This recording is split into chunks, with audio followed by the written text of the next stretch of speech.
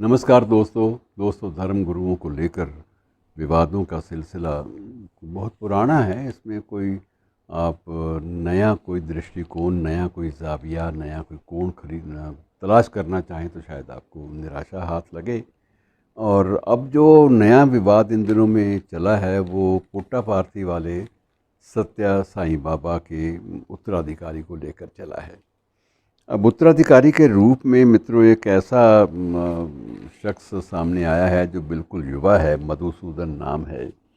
और यद्यपि अपने जीवन काल में पुट्टापार्थी के साईं बाबा या उनके श्रद्धालुओं ने ये घोषणा कर दी थी कि अतीत में पूर्व जन्म में पुट्टापार्थी वाले सत्य साईं बाबा शिरडी बाबा के अवतार थे और शिरडी बाबा के रूप में प्रचलित थे। और अब जब ये देह छोड़ेंगे तो इनका अगला जन्म जो है वो प्रेम साईं बाबा के नाम से होगा।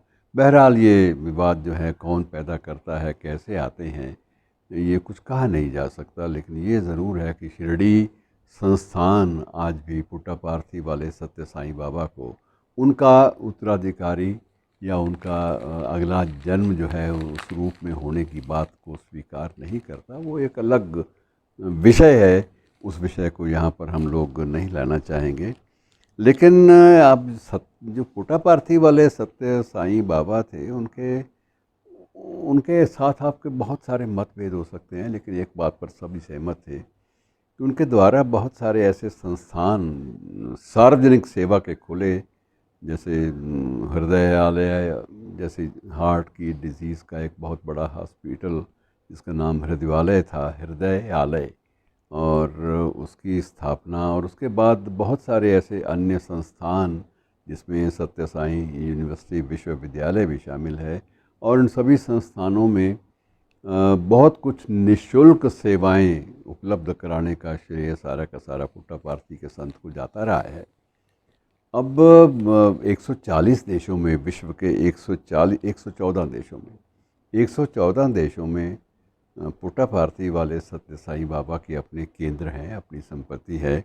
और पुट्टापार्थी भी एक छोटा सा गांव था जैसे शिरडी था, और अब वहाँ पर अस्पताल भी हैं, वहाँ पर हवाई अड्डा भी है पुट्टापार्थी में। और नियमित रूप से वहाँ पर जब तक बाबा रहे तब तक फिल्मी सितारों का, राजनीतिज्ञों का आना जाना लगातार जारी रहा।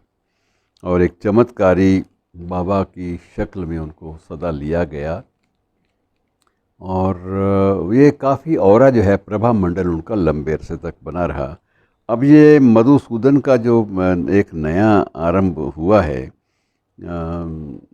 प्रकरण, वो अपने आप में ये भी बताता है कि जहाँ कहीं किसी भी आध्यात्मिक संस्थान के पास अपार संपत्ति जुड़ जाती है उसके साथ, उसके नाम के साथ, वहाँ ये विवाद और ऐसी चीज़ें अक्सर पैदा होने की आशंका रहती है।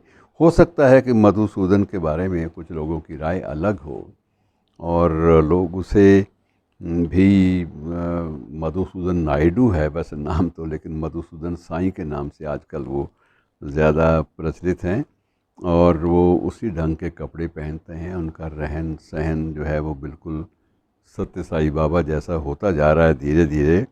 और वही विभूति और वही हवा से आभूषणों को पैदा कर देना, ये प्रवृत्ति सारी की सारी मधुसूदन नायडू द्वारा भी प्रस्तुत की जा रही है। तो मित्रों, ये सारा जो एक तंत्र है ये अद्भुत है। अब इसे खुले रूप में हम लोग नकारने लगेंगे तो भी मुसीबत की श्रद्धालुओं की एक बड़ी संख्या होती है, वो आपत्ति भी कर सकते हैं। और यदि इसको स्वीकार करने लगेंगे तो भी महिमा मंडित करने का आरोप भी चस्पा साथ साथ होने लगता है।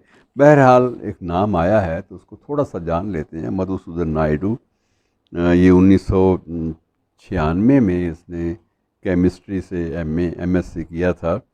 और उसके बाद उन्हें सत्य साईं बाबा से ही स्वर्ण पदक वो भी प्राप्त हुआ। और उसके बाद उन्होंने MBA के लिए भी संस्थान के ही एक शिक्षण जो विंग था, जो प्रकोष्ठ था, वहाँ में प्रवेश लिया और MBA भी वहाँ से किया। और उसमें कला और संगीत के क्षेत्र में विशेष रूप से मधुसूदन नायडू ने अपनी एक अलग पहचान जो है वो भी बना ली। लेकिन कुछ दिनों के बाद ये भी हुआ कि उन्होंने, कहा यही जाता है कि सत्य साईं के आदेश पर उन्होंने सारी नौकरियां वगैरह छोड़कर ज़िंदगी को पूरी तरह से सत्य साईं के चरणों में, उनके आदर्शों के रूप में, उनके आदर्शों का आगे प्रतिपालन करने में ही खर्च करना आरंभ कर दिया। इनके मित्रों, क्या इन चीज़ों में है, इसकी सच्चाई क्या है, तथ्य क्या हैं, इस बारे में कुछ नहीं कहा जा सकता। लेकिन इतना ज़रूर है कि सत्य साईं बाबा का जो ट्रस्ट है, उसने मधुसूदन का कोई भी दावा स्वीकार करने से इनकार किया है कि ऐसा कुछ नहीं है। तो मित्रों, ये कथा कहानियाँ हैं, चलती रहती हैं। सिर्फ़ एक ज़िक्र के लिए आपके सामने एक उल्लेख किया है। धन्यवाद, शुक्रिया।